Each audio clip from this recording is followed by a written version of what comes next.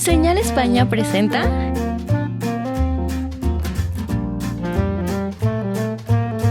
amenas pláticas de arte,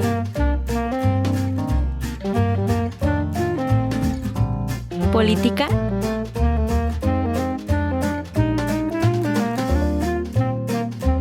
y cultura general.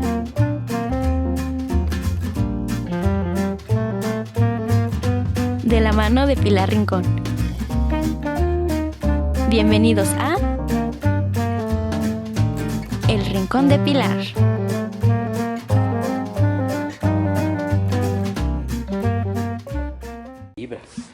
Hola amigos, buenas tardes. Gracias por permitirme estar allí en sus hogares. O ustedes conmigo o yo con ustedes, pero muchísimas gracias. Y gracias hoy a nuestro invitado con temas que me hicieron, no sé, me hicieron moverme mucho, recordar muchas cosas. Y yo dije, tengo que invitarlo. Así es de que gracias Jesús Reyes por estar aquí, por haber aceptado venir a hablar de lo que a nosotros nos apasiona, porque ya me di cuenta que a ti también te apasiona. Y lo más hermoso que hice uno, cómo pueden pasar los años, muchos años. Y yo en lo que te leí recordé nuestra primera entrevista, que fuiste a llevarme una tarjeta con proyectos para turismo municipal. Yo estaba en turismo municipal, era la ruta de la bicicleta, era creo que paseos por la sierra, bueno, era así como que todo esto, y si haces esto te va a ir bien en turismo. A mí me encantó tanto que yo voladísima corrí, se lo llevé a quien se lo debería de haber llevado, y me dijo, no, si la chamba no es de Jesús, es tuya. Y hasta ahí quedó. Dije, híjole, pero dije, qué padre que hay que conseguir a alguien que me hiciera la chamba, oye, porque muy bien encaminado. Y dije, es que este cuate sí sabe. Fue lo primero que dije. Tuvimos, yo creo que alguna plática, y en ese momento me enamoré de la visión que siempre has tenido de movilizar lo que hay y lo que es nuestro. Bueno, pues muchísimas gracias por la invitación. Finalmente aquí estamos. Y yo creo que la intención era un pase de estafeta, es decir, tú estabas en ese entonces en una oportunidad, nosotros estábamos dejando de estarlo, y había que pasar generosamente la estafeta a quien seguía y quien pudiera llevar ese mensaje y hacer las cosas. Creo que ya son como 20 años de aquello, pero no digamos tanto las fechas, centrémonos a lo mejor a lo que venimos. Sí, pero bueno, yo no puedo evitar irme con esa visión, porque cuando te leí dije, órale, sigues en el camino. ¿Qué has hecho? A ver, porque a veces vemos muchas cosas que suceden en nuestro Durango, pero no sabemos quién está atrás de ellas. Yo digo, la creatividad tiene un precio, ¿sí? Aunque el precio sea que alguien más salga en la fotografía con la pena, ¿sí? Claro. Pero claro, la creatividad tiene un precio, y esto es hermoso, que pueden pasar los años, pero dices, tú sabes que si hace más de 20 años eché a andar esto, se hizo lo otro, hubo quien lo apoyara, hubo quien, si no le inteligió, dije, se va, y se hizo. es cierto. ¿Sí? Pero atrás estabas tú.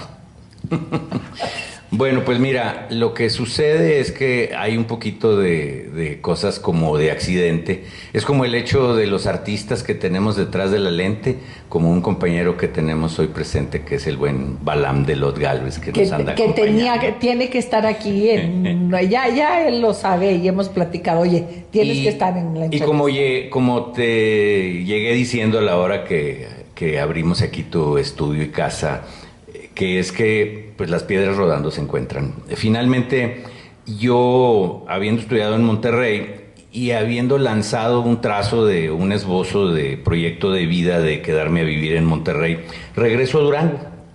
Y al regresar a Durango, yo quedé maravillado de aquello que fueron originalmente las razones por las que me fui. Porque pero a ver, te fuiste muy a prisa, ¿Qué crees? Por si no sabes, aquí, no atrás de cámaras, aquí enfrente de las cámaras, nos tienes que decir cómo fue tu infancia en Durango, por qué te vas decidido a no regresar. Y híjole, te estás haciendo muy buena entrevistadora, Pilar, qué barbaridad.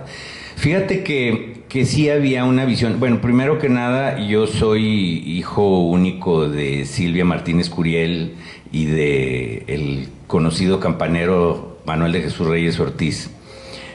Un deportista, una maestra, pianista, y vengo de una generación... Fue mi maestra de solfeo, la maestra Silvia, sí, 2 años y no logró nada. No, esto no es para ti.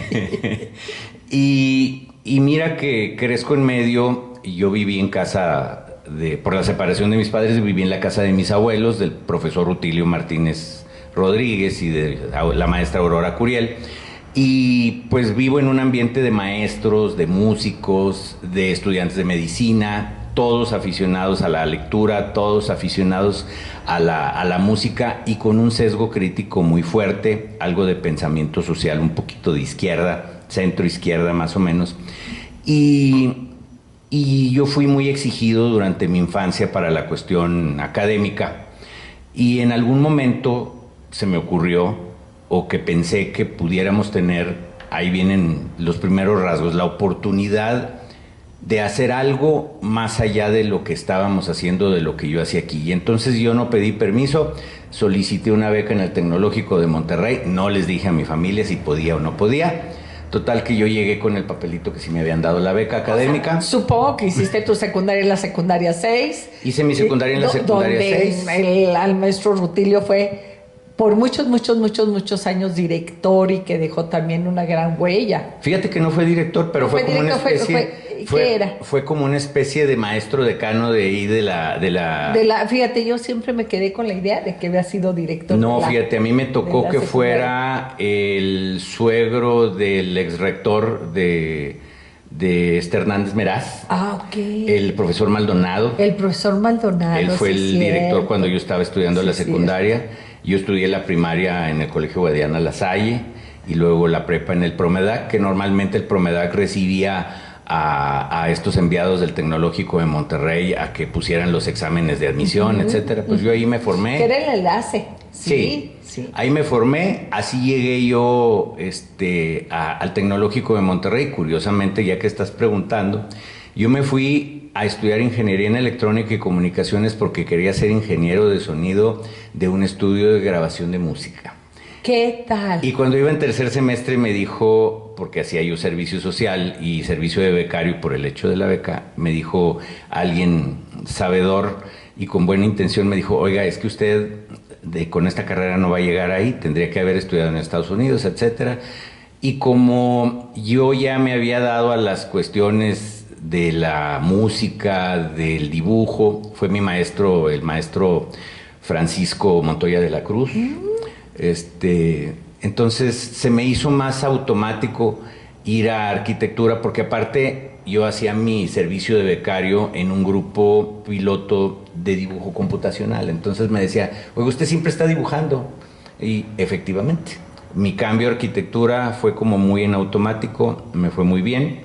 Hago la mitad de mi carrera en el Tecnológico de Monterrey, termino en la Universidad de Monterrey porque me ofrece el gobierno de Nuevo León una beca más completa que la que yo tenía. Y trabajo un par de años en Monterrey en la idea de quedarme allá.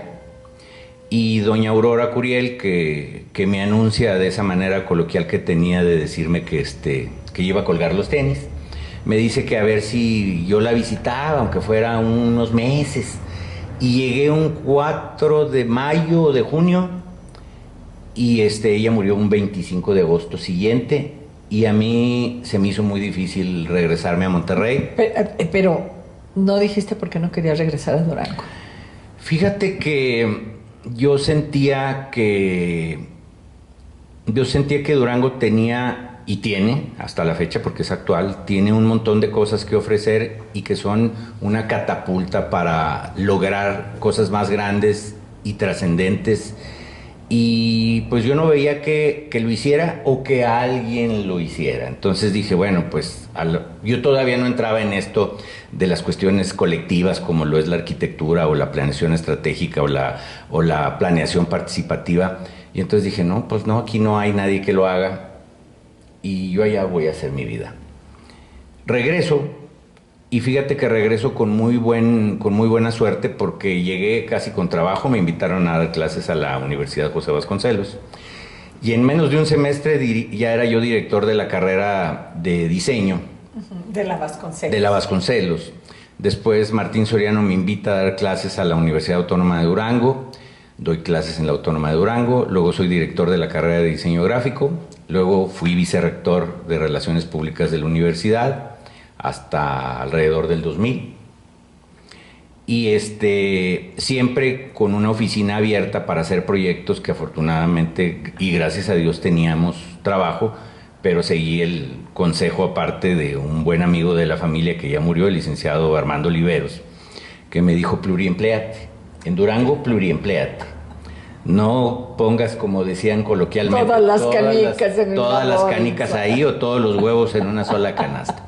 Pues siempre me he pluriempleado, entonces de alguna manera siempre ha habido alguna parte de la formación profesional o alguna habilidad que tenga yo a disposición y en la cual me desempeñe, de la cual pueda yo vivir.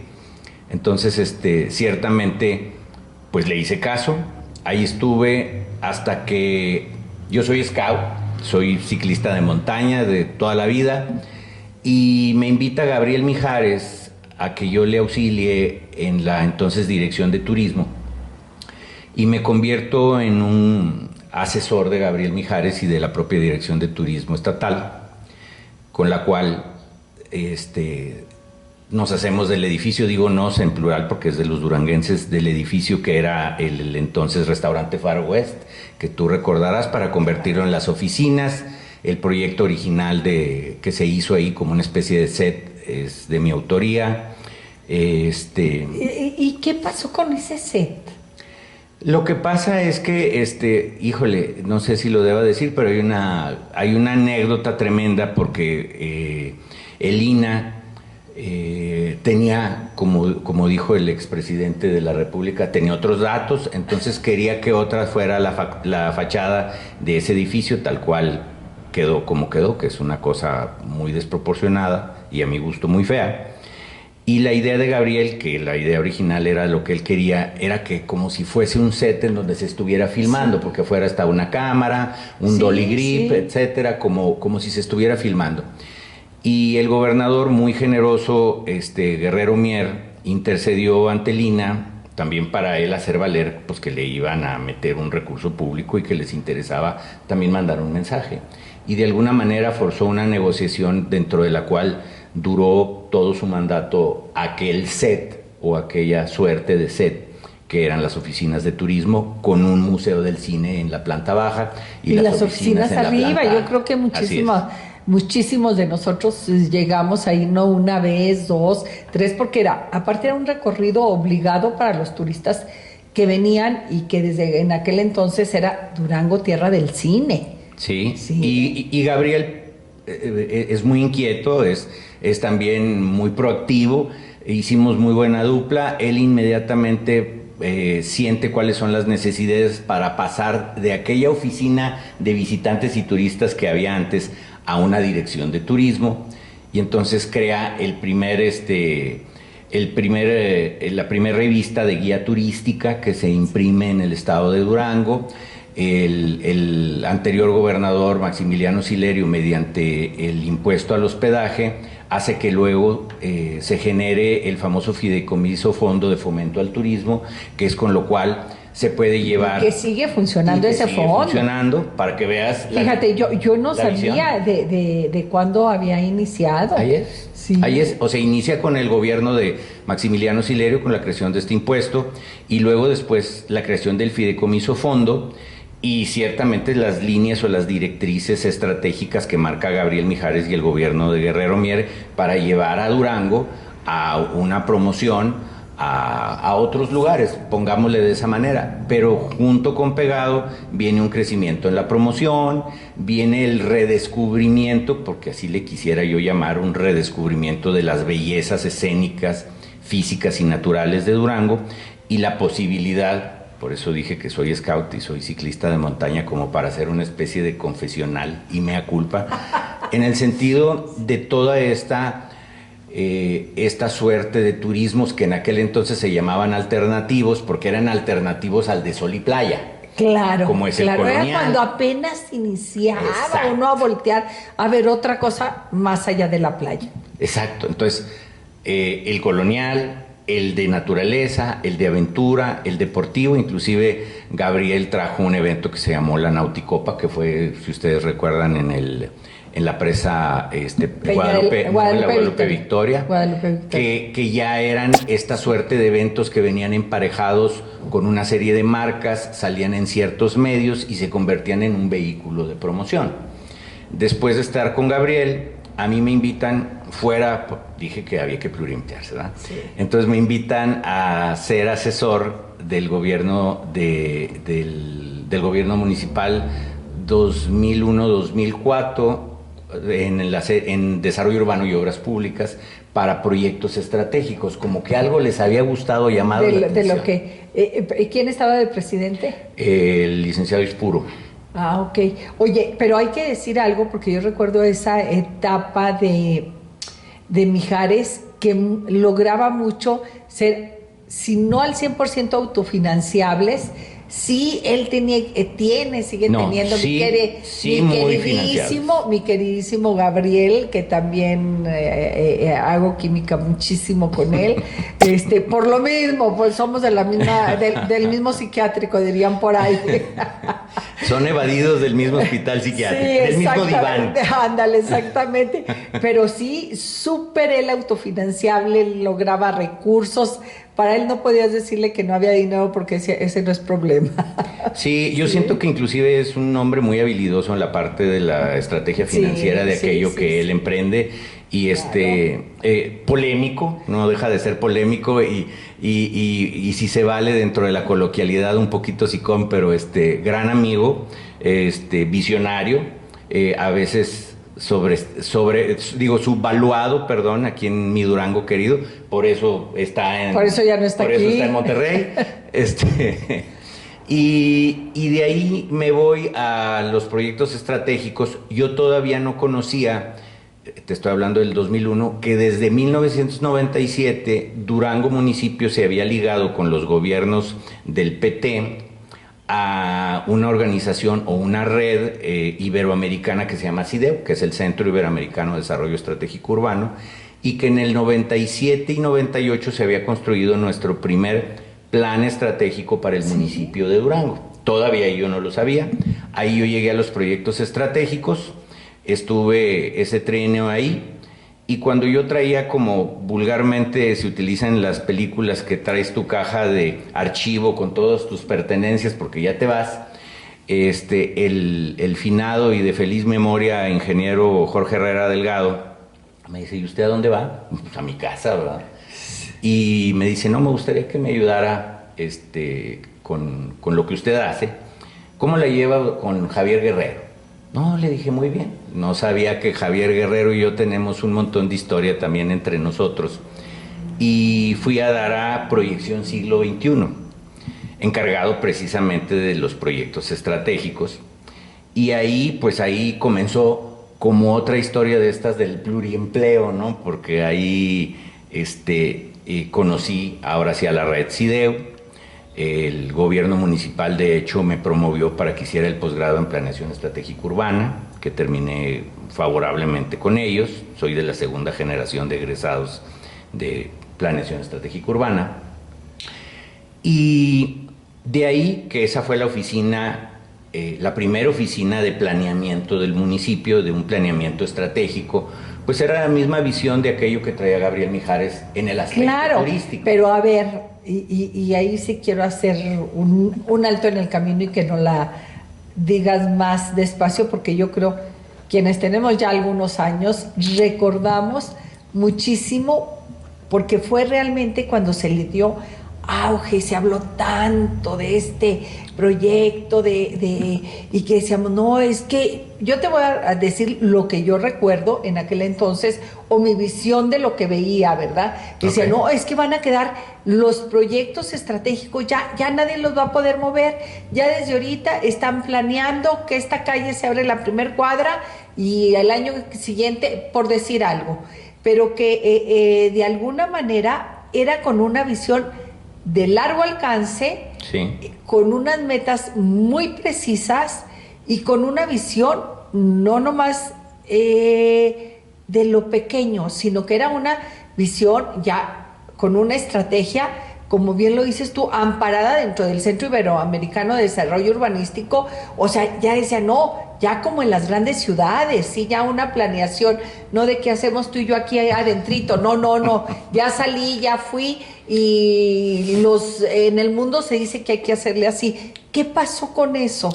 Bueno, primero que nada, la premisa de este Centro de Desarrollo Estratégico Urbano nace después de las Olimpiadas del 92 en Barcelona, en donde la experiencia de los catalanes sometiendo a una gran transformación su propia ciudad, que es portuaria y que tiene unas zonas muy densamente ocupadas por los astilleros, por la parte de las bodegas, aquello que tiene que ver con la logística, y que estaban en aquel entonces en desuso, y las reconvierten en la Villa Olímpica, embellecen la ciudad, le dan giro muy diferente a la ciudad condal. Esta experiencia la trasladan a este centro, en donde el centro lo que hace es que toca base con las ciudades que quieren aprender de la experiencia, como en ese momento lo hizo Durango, y que se adhirió desde el primer momento. Desde el inicio, hay que señalarlo. Sí, hay que decirlo. Y en una dinámica de compartir experiencias y conocimiento, porque no nada más es compartir experiencias de que te siente alguien y te platique bien bonito de lo que sucedió, sino que te digan el cómo.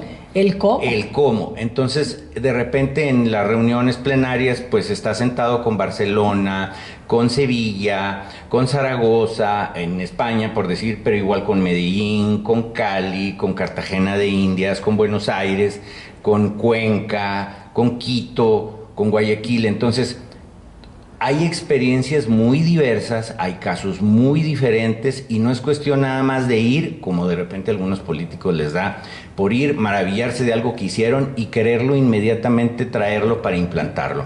Ahí el know-how o el conocimiento, ahí era donde te explicaban, oye, pero ¿cuáles son las características de tu territorio? ¿Cuáles son las características de tu sociedad? ¿Es activa?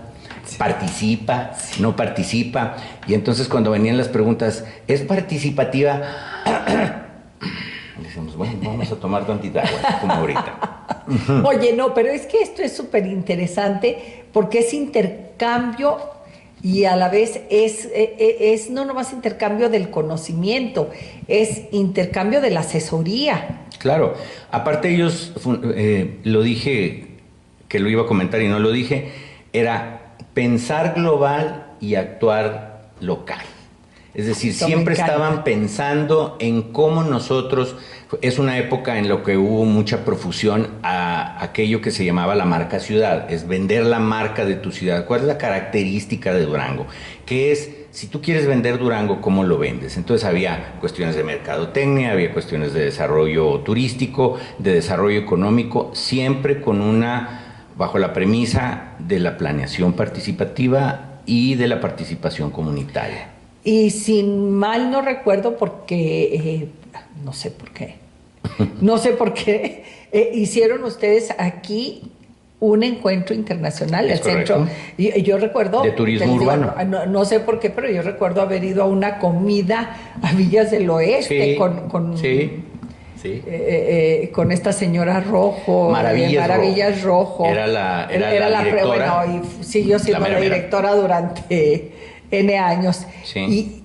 Pero bueno, vamos, porque al haberlo traído aquí, yo supongo que esto abrió las puertas a que conocieran y que los grandes estrategas les dijesen cómo hacer las cosas. Pero es que no era nada más que nos dijesen, era un trabajo en colectivo, en conjunto y todo al mismo tiempo, como esta película que se llama Todo a la vez y al mismo tiempo en todos los mismos lugares, es decir, en todos los lugares sucedía. Nosotros en ese entonces lanzamos nuestro segundo plan estratégico, que fue de 2004 a 2007. Es el segundo plan estratégico, que es el que estamos precisamente en la actualidad a punto de cerrar el capítulo para lanzar el plan estratégico 2050, es decir, ahora que estamos hablando de la actualidad. ¿Cómo llegamos ahí? Bueno, pues todavía no llego a la cuestión del Implan, pero en aquel entonces, 2004-2007, había las intenciones de trascender Proyección Siglo XXI, primero a un IMIP, que se llamó el Instituto Municipal de Planeación, de Investigación y Planeación, y en el 2012, con el gobierno municipal del hoy gobernador Esteban Villegas Villarreal, es cuando se crea el Instituto Municipal de Planeación, o el IMPLAN. Se le van construyendo un marco legal de participación, de ciertas tareas que debiera llevar a cabo, y pasa por una serie de claroscuros para llegar al día de hoy, pero en donde esos claroscuros, no hay que renegar de ello, son cosas en las que se tiene que lidiar, porque hay gobernantes de todos, ¿verdad? Pues sí, pero esto yo creo que es muy, muy importante, porque al final es inversión de tiempo, haber hecho todos los proyectos. Yo recuerdo también haber visto hasta maquetas, no 1, 2, 3, 4, 5, 6, en lo que todavía estaban las oficinas en el Palacio Municipal. Sí, de hecho, en lo que es el Museo de la Ciudad, perdón. Sí, para de que hecho, se ubiquen. Nosotros teníamos las oficinas por ahí por la calle de Lázaro Cárdenas y 20 de noviembre, ahí cerca de una famosa farmacia que es muy chiquita. Por ahí estábamos arriba de un negocio de pinturas. Había gente muy valiosa en Proyección Siglo XXI, lo hacíamos con mucha pasión. Hablando un poco de ello, recibimos menciones no nacionales, internacionales, como oficina de planeamiento, o recibimos premios por parte de la que entonces era la Sedesol, por ser la mejor oficina de planeamiento municipal. Sectur nos premió por un programa que hicimos de los 3 años, que eran un calendario de eventos de bicicleta de montaña, de kayaks, etcétera, tanto de competencias como de recorridos, escalada en roca, rapel, etcétera, como, recuerdo lo que dijeron, como la estrategia de posicionamiento y promoción del turismo de naturaleza, aventura y deportiva más ambiciosa que había hecho algún gobierno municipal. Entonces, fuimos muy laureados, nos trataron muy bien, el destino de ese entonces fue generoso con nosotros.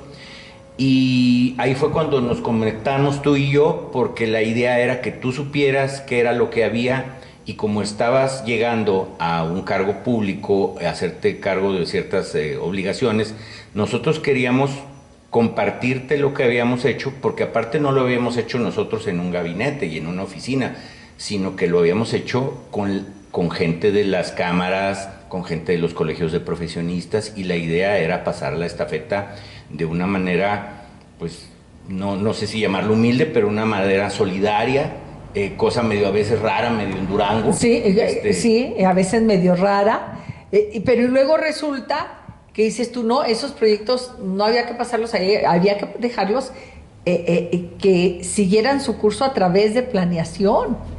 Claro, ¿sí? Pero bueno, volviendo a los claroscuros que luego de repente suceden, los gobernantes agarraron lo que quisieron, es decir, a la manera de un sastre, cortó, pegó, y a lo mejor aquel que era un traje sastre lo convirtió a lo mejor en unos shorts, en una falda, y las cosas fueron de otra manera.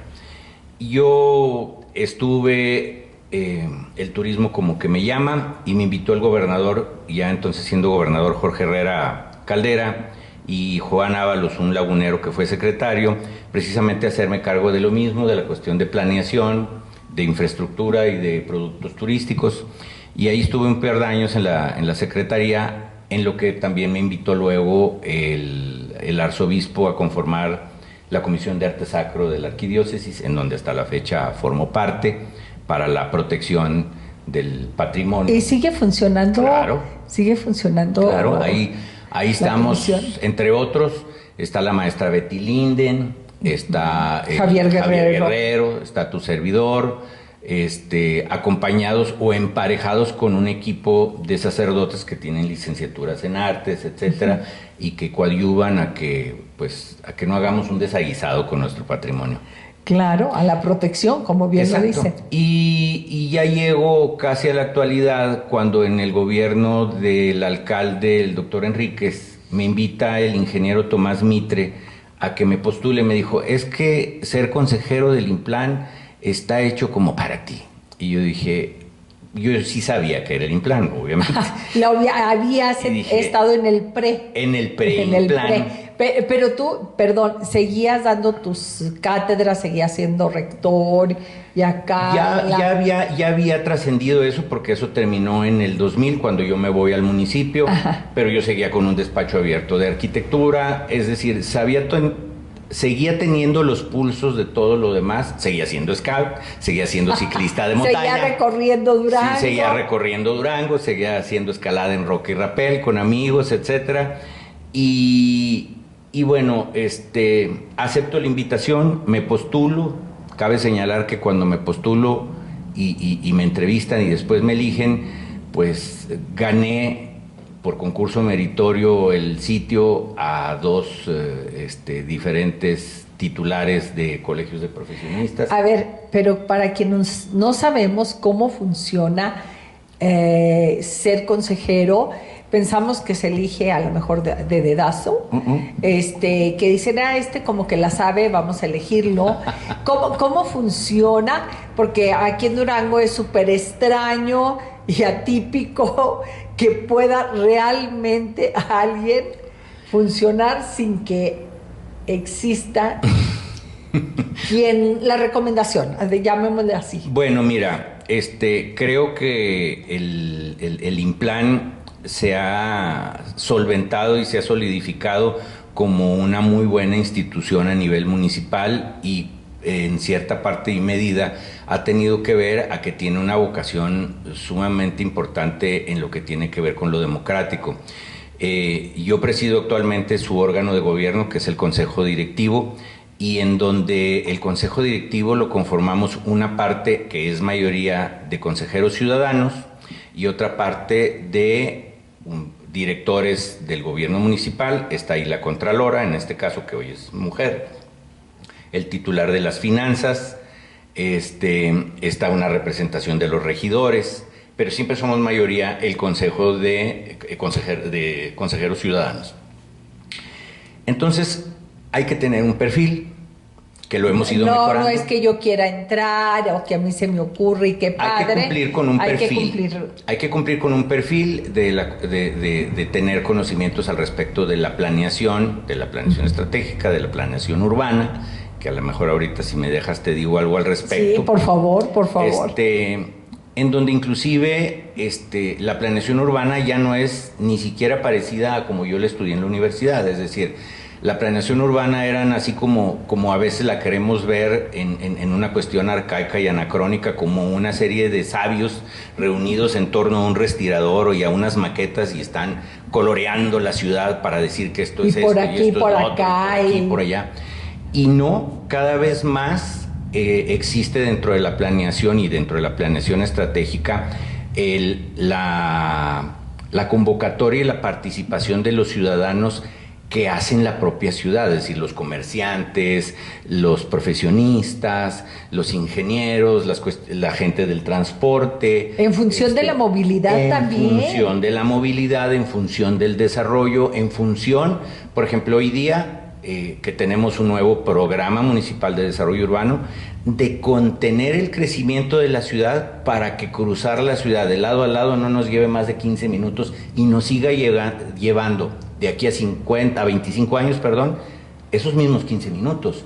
lo cual no va a ser posible si no pensamos en que si bien la ciudad ha sido eminentemente horizontal, quizá tengamos que ahora hacerla vertical. Y también por el servicio, por el costo del servicio. Por el costo de los servicios, pero que a lo mejor no es la primera premisa, sino el hecho del bienestar del habitante de la ciudad, es decir, que podamos seguir caminando y llegando a lugares interesantes o en donde están las cosas que nosotros necesitamos. ¿Por qué nos ha costado tanto, y sí ahí hay que hacer hincapié, por qué nos ha costado tanto a Durango construir esta ciudad vertical? Yo creo que no nada más me quedo con la cuestión de lo vertical. Nos ha costado tanto trabajo construir la ciudad por nuestra manera de ser, que queremos que el gobernante que elegimos tome todas las decisiones y que nosotros no nos diga, que a nosotros no nos encargue de nada, que nosotros nos quedemos mirando y si mal nos va, emitamos un juicio, una opinión en redes sociales, en algún lugar y nos quejemos un poco o un mucho. Y yo creo que las maneras de la construcción y del diseño de la ciudad cada vez está siendo más plural, más de participación ciudadana.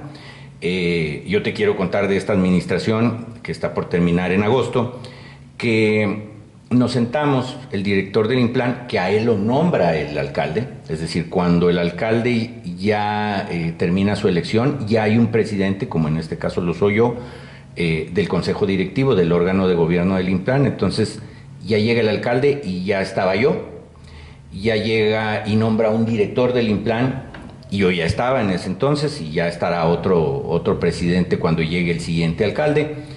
Entonces, ¿qué es también parte del papel? Es trasladarle al siguiente gobernante todo este conocimiento de cómo lo hemos hecho, y en este mismo sentido nos sentamos con varios de los directores con los que tenemos injerencia, que prácticamente es con todas las direcciones, y les dijimos: vamos a construir esto, tenemos toda esta serie de banco de proyectos, tenemos todas estas cuestiones que no son ideas sueltas, sino son cosas que se van quedando dentro del Implan como parte del propio proceso de la gestión pública. Es decir, si no termina de pavimentar el alcalde fulanito hace 2 trienios y se quedó en tal lugar, bueno, pues hay que retomar de ese punto para allá. Que no dejemos las cosas a medias. Exacto, y que tengamos una agenda que haya sido generada por todos los ciudadanos, por el consenso de las ideas y de la aportación de todos los ciudadanos, y no nada más de la oferta política de un personaje que quiere ser el alcalde o la alcaldesa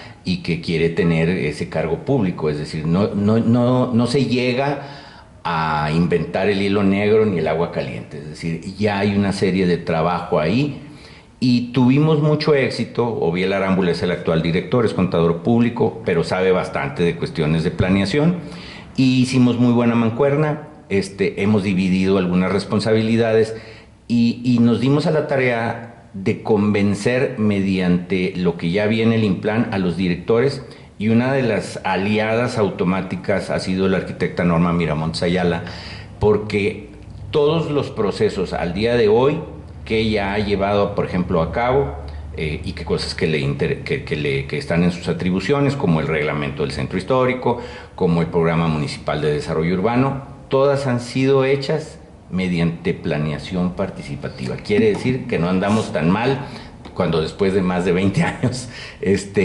volvemos a una modalidad que es la que debe imperar para que se legitime aquello que se va a hacer o la gestión pública que se va a llevar a cabo. ¿Funciona el reglamento del centro histórico? Sí funciona, y yo aquí cabe hacer una aclaración, es decir, porque algunos saben que soy municipalista hasta el tuétano, y digo, le tengo mucho aprecio al gobierno municipal y al municipio en sí. Fíjate, después de haberme querido ir tantas veces y no regresar. La administración del territorio, la gestión del territorio le compete al municipio. El INAH es el garante de una ley federal sobre monumentos y sitios históricos, pero la política pública sobre el territorio municipal le compete al municipio nada más. ¿Y trabajan de la mano con el INAH? Trabajamos con el INAH, pero por medio de un convenio. Pero en realidad pudiera no existir el INAH, por si acaso mucha gente no lo sabe, pero por ejemplo, no hay oficina del INAH en Zacatecas. es un organismo de ciudadanos el que toma las decisiones sobre el bienestar de sus monumentos históricos y de su centro histórico.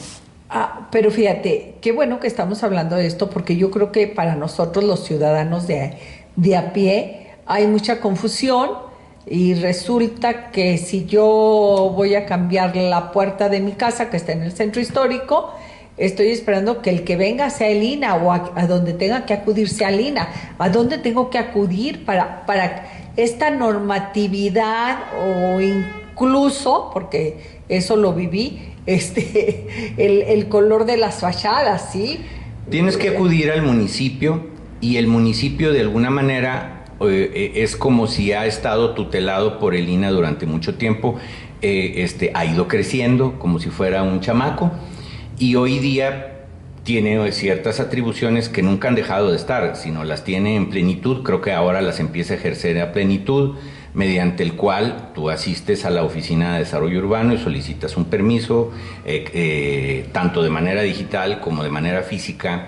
Solicitas permiso para hacer ciertas cosas, presentas un proyecto, presentas esbozos, etcétera, dices los materiales que vas a utilizar, el color que vas a utilizar, y lo que hace el convenio es que rebota tú, mediante una oficina o un departamento del propio desarrollo urbano, que se llama Centro Histórico, se rebotan estos proyectos a un consejo que existe dentro del INA, donde hay ciudadanos igual que tú y que yo y que Balam, y ahí se califican esos proyectos y se dan, se aconseja, etcétera, y a veces con justicia y a veces con injusticia se ha hablado de cierta inmovilidad. ¿Por qué? Pues porque no te dejan hacer esto, no te dejan hacer lo otro, pero hay que hacer la aclaración. El INA es una entidad normativa. Él te va a decir sí o te va a decir no conforme a una ley y con las atribuciones que tiene, y estará en su derecho de decírtelo o no decírtelo, pero en este caso la política pública sobre el centro histórico le pertenece al municipio, y hoy día que hemos modificado, como te comenté, mediante la planeación participativa, el reglamento del centro histórico, bueno, pues hay cosas que a unos gustan y a otros no les gusta tanto. Es decir, ¿por qué? Porque tenemos que pensar en un centro histórico que, si bien es el gran receptor o ese lugar en donde hay una cierta cantidad de arquitectura y de sitios que son muy importantes y son patrimoniales, pero también se encuentra abandonado en un 72% de los que eran sus habitantes originales, y eso causa, entre otras cosas, el hecho que no haya vida dentro del centro histórico. Es un lugar muerto. ¿Lo hemos vaciado? ¿Se ha vaciado? Se ha vaciado, se han ido a otros lugares que resultan más interesantes, que son más cómodos para vivir, y al irse la gente, también se van los niños, se van los negocios, y entonces viene un éxodo del centro histórico, que también eso sí es motivo de nuestro análisis, de nuestro estudio en el municipio, y que eso no lo tendría por qué analizar el INA, porque ellos llevan a cabo el ejercicio de la normatividad federal. Y en este caso nosotros en el municipio y la Dirección de Desarrollo Urbano lo que hace es que ve este tipo de problemas, y mediante los instrumentos que genera, junto con nosotros, con el INPLAN, establecemos ciertas líneas estratégicas para poder repoblar el centro histórico, para poderle dar certidumbre a la gente que tiene en el centro histórico una propiedad, que puede construir ciertas cosas en el centro histórico y que puede darle una viabilidad económica a tener una propiedad grande, chica o a veces muy extensa y muy valiosa en el centro histórico. Y si yo te preguntase, ¿cuáles son esas acciones que está ofertando el municipio o que de protección y de sustento para el centro histórico? Mira, por ejemplo, ahorita hablábamos, aquí es en donde viene la planeación estratégica. Ajá. Si estamos hablando que existe ahora un programa municipal de desarrollo urbano que parte de una premisa también de detener el crecimiento exponencial de la mancha urbana, y que cierta parte de las medidas que está tomando es la de redensificar, es decir, llegar a la cuestión vertical, bueno, pues no está exento el centro histórico. ¿Cómo es que se puede construir en varios niveles en el centro histórico? Bueno, pues teniendo en cuenta que existen visuales que nos remiten a que estés en una banqueta caminando, veas la acera de enfrente y a lo mejor puedas o no, dependiendo de las dimensiones de la calle en la que estás y de las banquetas, ver o no ver un segundo o hasta un tercer nivel que lo ocupan los fondos de los predios del centro histórico. No sé si me expliqué. Bueno, porque esto de los fondos, yo recuerdo que me impactó a mí muchísimo en algún momento haber hecho un recorrido en helicóptero por el centro histórico y cuántos corazones de manzana vacíos.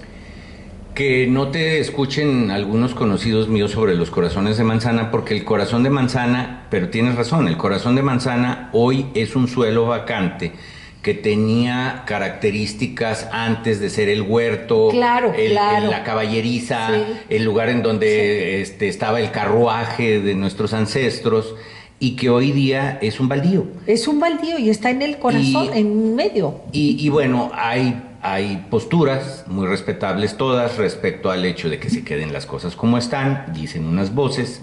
Yo no comparto esa postura. Yo soy de la postura en que necesitamos revalorar nuestro pasado, o sea, saber que ahí está, tener un registro de ese pasado y poderle dar viabilidad a que los centros históricos vivan, para que al vivir se nutran y sean autogestionables en el sentido económico y en el sentido de la vida que contienen.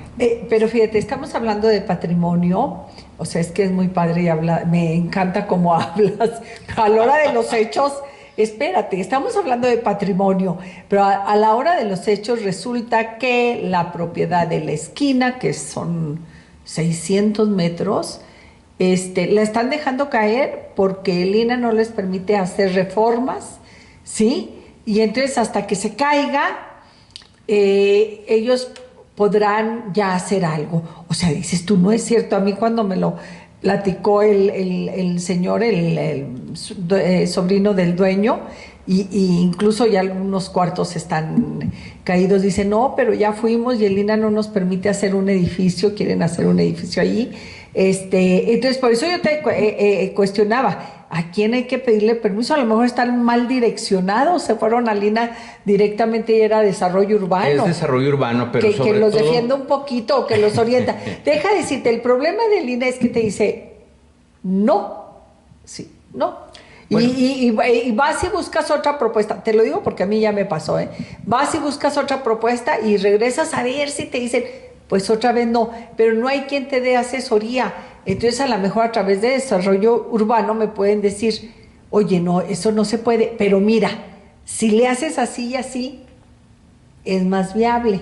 Ahora, no le tengamos miedo al debate y no forzosamente veamos las cosas desde lo blanco y lo negro nada más.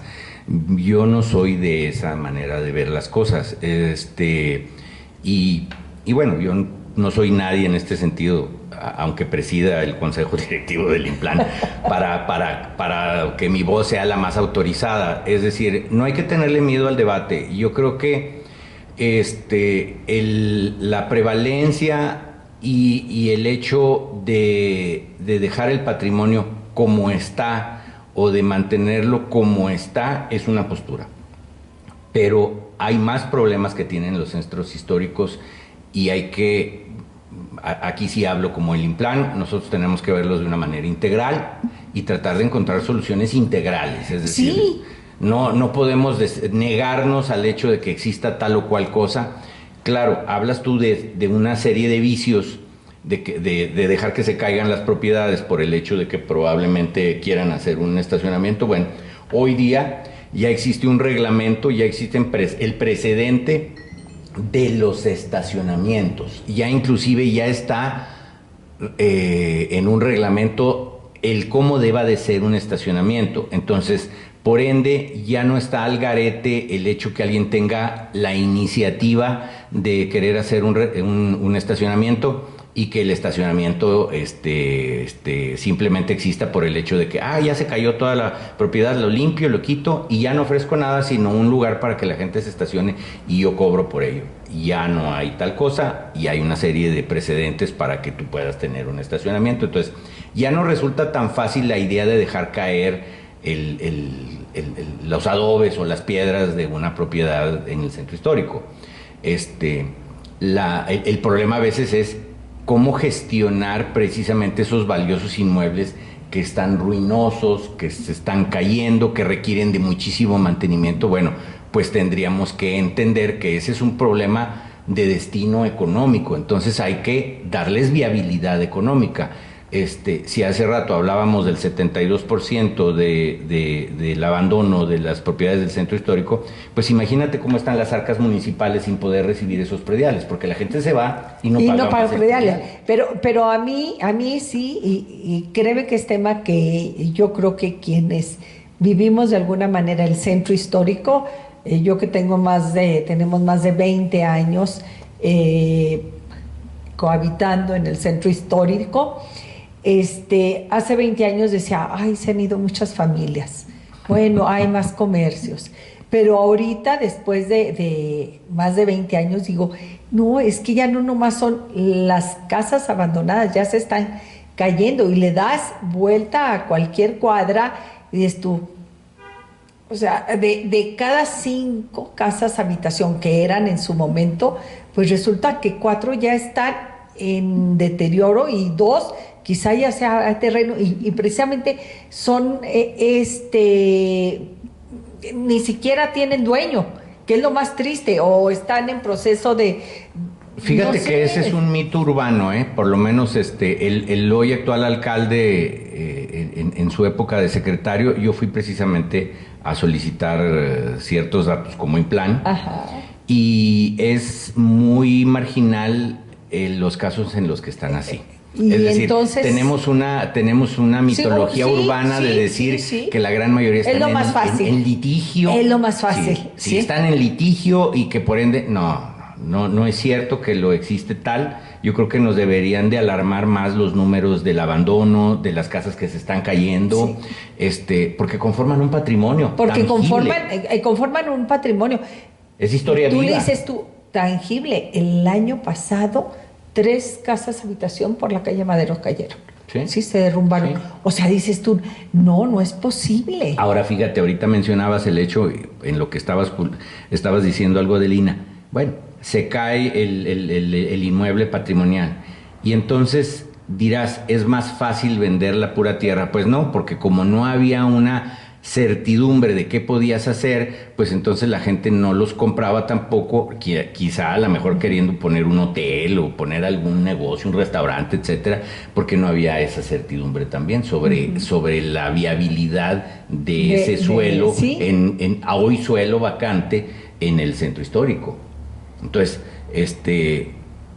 hemos construido un instrumento que tiene una línea de horizonte con ciertas expectativas del centro histórico que esperamos se puedan llegar a para cumplir. Que se haga, yo esto no estaba enterada. Se redensifique. Sí, pero en algún momento dije, no, es que tienes que cambiar el uso de suelo. Yo decía, ¿de qué se trata esto? Lo digo, dicen que todos alguna vez en la vida no sabíamos nada, pues algún día yo no sabía eso, ¿verdad?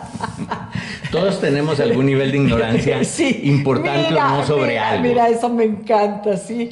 Entonces, está abierto, mi pregunta es, ¿está abierto el municipio para este cambio de uso de suelo, de decir, que se haga comercio, que se haga un hotel, que sea, no sé? Fíjate que eso precisamente también lo hemos estado construyendo, porque luego vienen las panaceas. Hace rato hablaba yo de los gobernadores que van a otro lado y entonces regresan, van a Barcelona y ven las Ramblas de Barcelona y entonces quieren que todo, y entonces Paseo Constitución y todas las calles aledañas son lugares en donde va a haber bares y restaurantes y botaneros y demás. No debe todo de prevalecer el comercio, porque lo que le da vida a una zona, pues es que la gente viva ahí. Pero ¿y cómo haces ¿Cómo? Allá voy. A ver, ¿cómo? Allá voy, precisamente, ya estamos arrancando algunas acciones y algunos proyectos ya específicos dentro del centro histórico que van a crecer las banquetas y toda esta tendencia de ir peatonalizando, semi-peatonalizando o excluyendo el que cierto tráfico rodado pase por dimensiones, etcétera, por ciertos lados, para que facilite la movilidad de las personas mayores, vulnerables, niños, etcétera, y volvamos a tener un centro histórico en donde la gente viva, pueda caminar, porque aparte el centro histórico es magnífico. Es es hermoso, es hermoso. Tú estás aquí y dices, voy a ir a comprar tal cosa, y caminas 2 cuadras y ya fuiste y lo compraste. No, a 2 cuadras está Catedral y a 2 cuadras está el mercado y a 2 cuadras están los bancos y a 2 cuadras está todo. Entonces, si tú te fijas, es una ruptura paradigmática de aquello que el carro nos tiene que mover para todo. Es decir, es volver a poner en valor aquello de la movilidad sostenible, de caminar, de andar en bicicleta, hasta hoy día que los jóvenes andan en patín del diablo o en scooter, que así se le llama el que está motorizado, aunque sea eléctrico, bueno, pues que lo hagan y que lo hagan de una manera segura. Yo dije, como en una especie de mea culpa, que era ciclista, es decir, a mí me encanta todo este tema de lo de las ciclovías, y no porque a mí me encante es que deba de ser, sino dicen que las ciudades, siendo arquitecto, los maestros míos me decían, las ciudades se conocen caminándolas. Y yo estoy convencida de eso, pero hablando del ciclismo, yo recuerdo precisamente que el centro, una de las recomendaciones directas del Centro Urbanístico de Desarrollo del CIDEU, para no reburujarme, era, ¿por qué teniendo esta ciudad no tienen ciclovías? Bueno, pues yo creo que también es cultural. Yo comencé diciendo que por qué me había ido, bueno, pues porque el cambio dentro de para hacer masa crítica es lento. Es decir, a lo mejor tú y yo podemos cambiar por algún evento traumático que hemos sufrido. Si se nos sube el colesterol, dejamos de comer carnitas o tomamos atorvastatina o no sé, y la ciudad y el conglomerado de las personas que viven en ella se tardan más en reaccionar y en reaprender y hasta en desaprender. Pero estamos desaprendiendo bien y estamos reaprendiendo bien. Creo que el hecho de sentar en una misma mesa a un planeador urbano, a un arquitecto, a un ingeniero civil y a un ama de casa, a una persona de la tercera edad, a un ciclista, a un comerciante del centro histórico, para dirimir cosas del centro histórico, es valioso. Escuché alguna vez ahora que hicimos estos instrumentos que decía algún engolado experto en urbanismo, decía, le falta mucha sustancia técnica al instrumento. Y le dije, este es el mejor instrumento que pudimos haber creado entre todos. A lo mejor, probablemente, los expertos hubieran hecho un libro más bonito, con unas pastas. Fue lo mejor. Esto es lo que hay. Esto es lo mejor que pudimos haber hecho entre todos. Sí. Y sobre todo que hay una máxima de, tanto en los scouts o de cuando vas en un grupo caminando, que el grupo se mueve a la velocidad del más lento. Entonces, si tenemos al más lento en esa mesa, pues a lo mejor más lento vamos a caminar y más lento vamos a llegar. Pero aquí hay componentes de convencimiento, de participación, de cuestión democrática, de participación ciudadana, que resultan a veces ser más valiosos que el que hayas convocado a 5 doctores a que te hagan y te construyan un documento de pastas muy finas en cuero y oro. Porque al final de todas maneras se queda como eso, como un documento. Y lo que nosotros como ciudadanos valoramos en algún momento son las acciones reales. Claro. ¿Sí?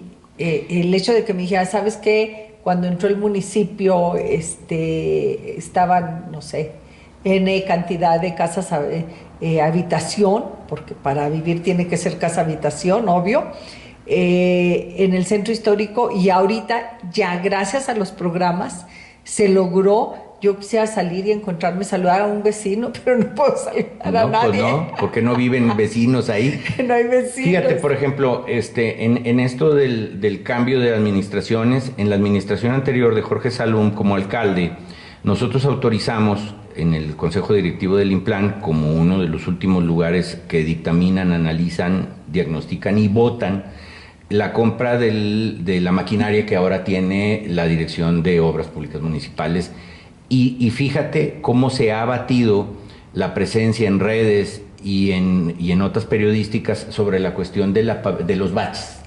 Porque el programa, el hecho de que tengas tu propia maquinaria y que la tengas todos los días ahí, hace que todos los días estén ejecutando acciones de bacheo. Y se baja el costo. Y no tengas que estar esperando a una licitación o a una contratación, que a veces ahí viene junto con pegado la queja, a lo mejor de los contratistas y de los empresarios de la construcción en Durango. Dicen, no, es que, pero no hay oportunidad. Bueno, a lo mejor en ese sentido no gana el empresariado de la construcción, pero ganamos toda la ciudad en el sentido de que está en mejores condiciones. Sí, a lo mejor por mi casa no pasaron, pero pasaron por otras calles. Exacto. Sí. Entonces, digo, sobre todo que de trabajar en las administraciones públicas uno se termina por dar cuenta a que son muchos los que están en la cama y a veces la cobija está muy chiquita. Entonces de repente se mueve la cobija tantito más para allá, de repente se mueve la cobija más para acá. Ojalá la cobija fuera de ese estambre que hacían las abuelitas, como para que todos les tiren y crezca un poquito la cobija. Pero así es, el recurso es limitado. Y hay que efectuar mapeos y estudios para saber qué es lo más pertinente y reconocer que hay cosas que son más urgentes que otras. Digo, perdonando también la expresión. Porque al final un municipio, híjole, es una tarea fuertísima porque son los servicios, es mantener la casa bien iluminada, limpia, con agua potable, cubriendo todos los baches y los que se abran. O sea, es el servicio más que otra cosa. Fíjate que de ser esposo y padre y parte de una familia, me doy cuenta que los gobiernos son como las jefaturas de familia, es decir, en donde, oye, yo quiero una camisa, yo quiero un pantalón, unos zapatos, una bicicleta, un coche, el seguro. Espérate. Entonces, pues hablando de la cobija, ¿verdad? Es decir, sí. Estamos precisamente en el cuarto estado por superficie territorial, pero también es uno de los menos densamente poblados como estado, en una ciudad de tamaño medio, en donde los ingresos no son altos, en donde tampoco los ingresos fiscales son altos. Entonces dependemos en buena medida los gobiernos municipales de todo aquello que la gente paga por impuestos, por prediales, por multas, por derechos, por cuestiones impositivas. Entonces empiezas a entender, desgraciadamente lo termina uno por entender cuando anda llegando uno en los 60 años, que las cosas son así. Es decir, de repente es muy fácil ser rebelde y llamárselo con causa, ¿verdad? Decir, no, es que ¿por qué voy a hacer esto? Voy a hacer lo otro. Pues yo creo que a lo mejor no está la cosa en que no paguemos impuestos, sino que seamos vigilantes de en qué se utilizan y de la mejor manera que se utilicen. Y si nos convocan para opinar, pues vayamos y opinemos y aportemos nuestro punto de vista sobre algo para que eso le dé pertinencia y después certidumbre a lo que se vaya a hacer. Y estamos hablando de una ciudad, Durango, una ciudad con un patrimonio que yo cuando tuve ese dato, como que no me la quería creer, pero por supuesto que trataba de utilizarlo así como para que seamos conscientes de que somos una ciudad que tiene más monumentos, y hablo como monumentos históricos, desde fachadas de casa, desde iglesias, más monumentos que el centro histórico de Zacatecas. Y que Chihuahua. Y que Chihuahua, no, digo, yo pongo a Zacatecas porque todo el mundo dice, no, Zacatecas, su centro histórico. Digo, espérate, ellos tienen si no me equivoco, y aquí está Balam. Oye, pero otro dato, Pilar, y eso que tenemos de compañero de lujo a nuestro artista visual, Balam de Lot Galvez Luque, el estado de Durango es el que tiene la mayor cantidad de sitios sobre el patrimonio universal que es el Camino Real de Tierra Adentro. ¿Tú crees que eso no me lo sé yo y no se lo sabe Balam? Si Balam hizo los expedientes y yo los llevé a París. Pero la cosa, Pilar, es que lo supiésemos la gran mayoría de los duranguenses. Yo antier discutía este punto y yo decía, era para que absolutamente todos los funcionarios, empezando por los funcionarios de gobierno y siguiéndole por nosotros los habitantes, pudiésemos decir, soy de Durango, patrimonio de la humanidad, a través del Camino Real de Tierra Adentro. O sea, eso, caray, ¿a quién no va a pantallar? Pero no, soy de Durango, allá que no sé. No, es que yo recuerdo, y la primera vez hace muchos años, que viajé a España, iba a Europa, yo me agarré de los lugares que tenían declaratoria. No sabía que era más bonito, que era más feo, pero tenía la certeza que si tenían la declaratoria, sí, era algo que valía la pena. Claro, ¿sí? Porque inclusive vale la pena preservarlo. Vale la pena preservarlo, pero resulta que ni siquiera lo sabemos. ¿Qué está haciendo ustedes ahí? ¿Qué han hecho?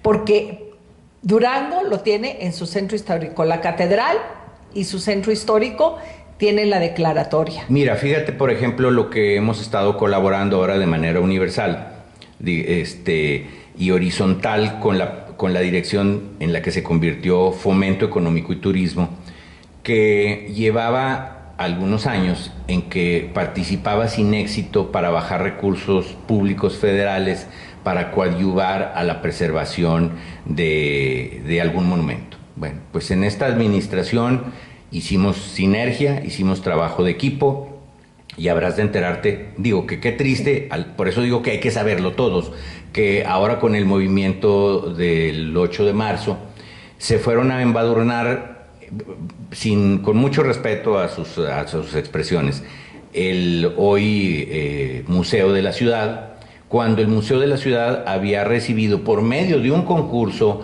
$250,000 para poder hacer trabajos de preservación, de restauración de sus fachadas y de los interiores, por ejemplo. No, pero sí, hay que hacer hincapié. Sí. Qué triste, imagínense. Y hay que decirlo, Jesús, hay que decirlo. Qué triste, imagínense que a nivel internacional digan, ustedes les dimos ese recurso para que hicieran eso. ¿Saben qué? Se los cancelamos. ¿Sí? O sea, no lo van a hacer, pero sí, imaginémonos que o sea, es que los trabajos todavía ni siquiera se acababan, Pilar. Esa es la parte medio triste porque con la supervisión que tuviera que haber de los trabajos, pues, mire, así estaban antes del 8 de marzo. Y ahora están peor. Es decir, a veces se agarran los dedos con la puerta los propios políticos porque pues tratan de quedar bien con todos y hay un sector de la población que precisamente piensa que eso está bien, pero pues a lo mejor hubiera sido menester el que fuera más público el saber que ganamos un concurso. No, pero ni siquiera tendríamos que saber eso, es el respeto al patrimonio. Honestamente. Pero sí hay que saberlo, Pilar. Oye, yo te voy a decir como me dice mi nieta y digo, me va a aventar, a ver con qué me sale, porque dice, con todo respeto, ya cuando me dice, con todo respeto. Sí, ahí viene el mandarriazo. Ahí viene el mandarriazo. Con todo respeto, ¿cómo es posible que yo no pueda determinar? Eso no me lo tocan. Bueno, o sea. Pues, es que aparte es una expresividad que ciertos movimientos lo han hecho permisivo y que vuelvo a lo mismo, es decir, los políticos, yo no me considero a mí mismo obviamente un político porque yo estoy ejerciendo una función pública, pero desde el punto de vista de ciertas habilidades o saberes que tengo para estar ahí, no en la parte política, yo no voy a... No por recomendaciones, no por recomendaciones, ni estoy... ni porque estás pintado elegido, de un color. Ni porque estoy pintado de un color, al revés, digo, mi cara es ciudadana, precisamente yo soy tan ciudadano como cualquier hijo de familia de los que vivimos aquí. Es una pena. Después de 11 años y últimamente 4 años sin éxito de competir, se bajaron recursos para el Museo de la Ciudad, se bajó recursos para construir un plan maestro para el sitio de Navacoyán, que es la capilla, la ex hacienda y el puente que construyó el diablo, para la catedral, para que de repente no se nos ponga muy creativo algún sacristán o algún responsable de la catedral, en donde hay que también decirlo, es decir, normalmente nos gusta que cuando la gente viene a nuestra casa, pues la sala esté muy bonita y el comedor, etcétera, pero de repente las azoteas, la impermeabilización, las humedades de los muros, etcétera, que hay cosas que se tienen que hacer antes que otras para prevenir y para hacer que esos inmuebles tan valiosos que son patrimoniales pues permanezcan en el tiempo y nos trasciendan a nosotros. Pero también hay que decirlo precisamente con este dato de Navacoyán, la declaratoria como patrimonio de la humanidad puede ser quitada. Sí, es cierto. O sea, puede ser retirada, que es la palabra, se puede retirar por un mal manejo, un mal cuidado de esto. O sea, si yo, la UNESCO, te digo, es patrimonio de la humanidad, es que pasa a ser de patrimonio de todos.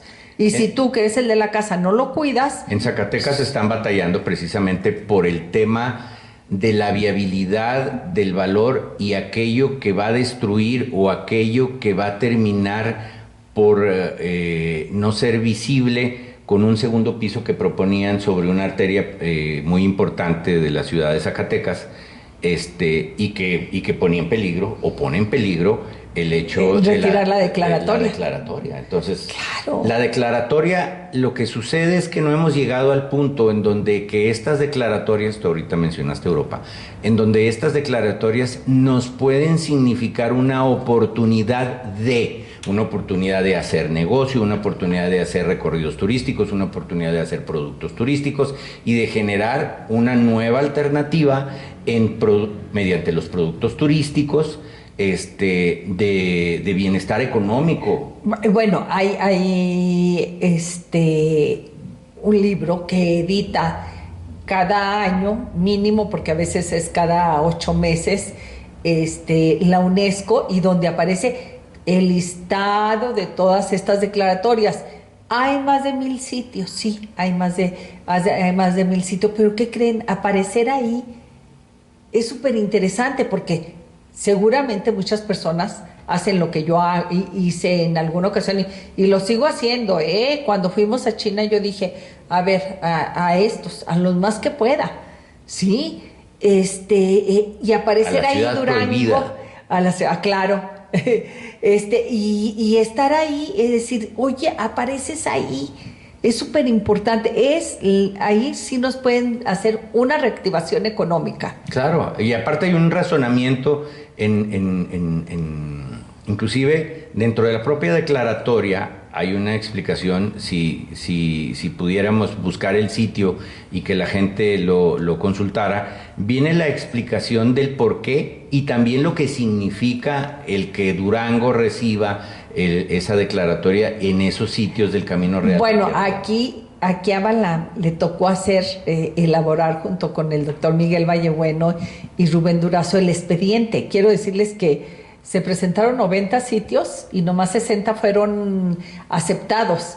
Y son un sinfín, yo ni siquiera voy a tratar de acordarme, pero eran así, expedientes de cada sitio. O sea, que era lo que valoraban allá, ¿me entiendes? Que claro, el lugar original, la conservación, pero entre ellos, ¿qué crees? También a la ciudadanía, también la aceptación de la sociedad. El arraigo. Y como compromiso, ¿me entiendes? Ay, es cuando dice uno, ¿y dónde quedó todo esto? Pero yo creo que lo primero que tenemos que hacer es enterarnos. Por eso sí, la verdad que yo sí, aunque mi queridísimo marido dice que yo podemos, yo puedo estar platicando de cualquier cosa y no sé cómo me las ingenio y termino hablando del Camino Real Tierra Adentro.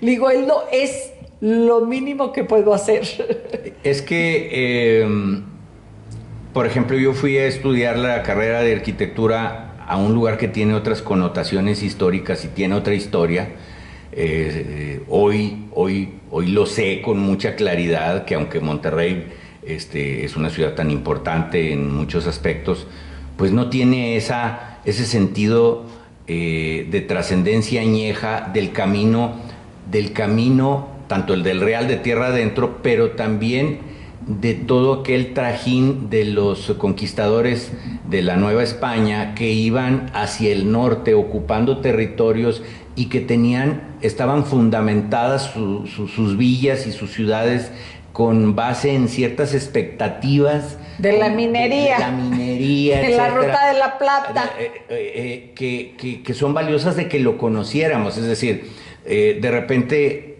yo estoy de visita, mis hijos, tengo un hijo viviendo en Monterrey, otro en Guadalajara, y de repente se le olvida a la gente o no sabe que Durango es uno de los principales productores de oro, de plata. Oye, es que Monterrey es Monterrey por nuestra plata, eso es lo más triste. Por el hierro, sí. O sea, dices tú, no, ¿cómo? Sí, claro. Gracias a eso. Si alguien visita la catedral, encontrará en parte de algunos de los postes de la herrería que viene ahí el sello de que ese metal con el que se fundieron esas piezas proviene del Cerro de Mercado. Y se fundó en la ferrería, sí, que ahí fue nuestra primer fundadora. Yo quiero decirte que gracias a Rubén Durazo, porque él me dijo, oye, ve tu reja. Aquí dice que esta reja fue con hierro del Cerro de Mercado y fue en la ferrería. Yo, ay, mira, bueno, para que veas, sí, que veas que eso de ser fundidores y de ser metaleros,